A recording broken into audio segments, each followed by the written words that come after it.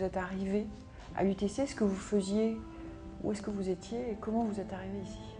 Je suis arrivé en août 73, donc pratiquement à l'ouverture, pas à la création puisque c'est 72, mais à l'ouverture. Toute mon activité précédente s'était déroulée à l'INSA de Lyon. Je suis ingénieur de cette INSA. Quand j'ai candidaté, j'ai rencontré le président de l'époque, Guy Denisloux, dans une maison bourgeoise près de la sous-préfecture. Et il m'avait séduit par son projet, puis je me suis dit que dans une vie professionnelle, rentrer dans un truc, passez-moi l'expression, qui se crée, ça n'arrive pas souvent. Alors soit on s'éclate, soit on se plante. Je me suis éclaté. À ce moment-là, vous étiez professeur de quoi, en fait? J'étais professeur d'automatique. Mon poste de professeur, je l'ai eu à Compiègne, je ne l'avais pas avant. Honnêtement, c'était un peu de la folie de venir là. Je pense que j'aurais été dans une université mieux assise. C'était plus confortable. Mais ça n'avait pas le côté kamikaze, le côté exploratoire de quelque chose qui se monte et qui se montait un peu contre le reste du monde académique.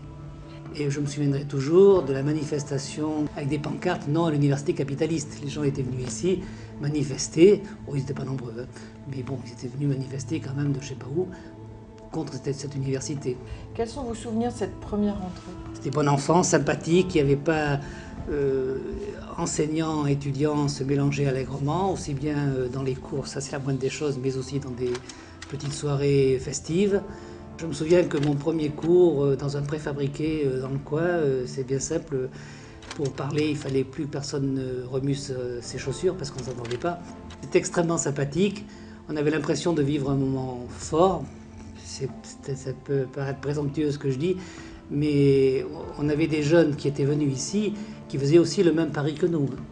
Je me souviens de cette rentrée, je me souviens aussi de la première sélection des élèves où on avait un entretien avec eux, où on essayait de déceler non seulement leur qualité scientifique, leur niveau scolaire si j'ose dire, mais aussi leur petit don à côté. Est-ce qu'ils avaient une activité dans la musique, dans le sport, dans je ne sais quel hobby, mais une activité forte pour avoir des têtes un peu ouvertes sur le monde extérieur et pas uniquement ouvertes sur le monde scolaire. Quand vous avez démarré, quand vous avez rencontré M. Denisloux pour la première fois, le choix des départements était fait, oui. L'entité où je suis rentré n'était pas un département, à l'époque c'était un service de mathématiques appliquées et d'informatique. C'est moi qui ai créé la formation d'ingénieur génie informatique, qui n'existait pas. J'ai eu le double objectif de faire mon enseignement bien sûr, et puis de monter de la recherche.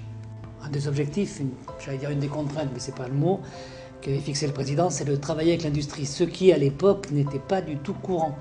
Vous n'étiez pas dans le moule universitaire traditionnel. Je n'étais pas dans le moule universitaire traditionnel, mais dès que je sortais, je le retrouvais quand même. Je suis toujours resté ici comme prof, une fois nommé, mais j'ai travaillé 10 ans au CNRS comme directeur adjoint d'un département, j'ai travaillé au ministère, j'ai été conseiller scientifique du délégué général pour l'armement, donc j'ai beaucoup bougé quand même, tout en restant ici. Bon, j'avais quand même un point très fort, j'étais prof à l'UTC. Et prof à l'UTC, c'est un point positif, parce que l'UTC a réussi. Donc, est-ce que j'ai eu toutes ces fonctions parce que j'étais à l'UTC? Pas uniquement, mais ça n'est pas pour rien.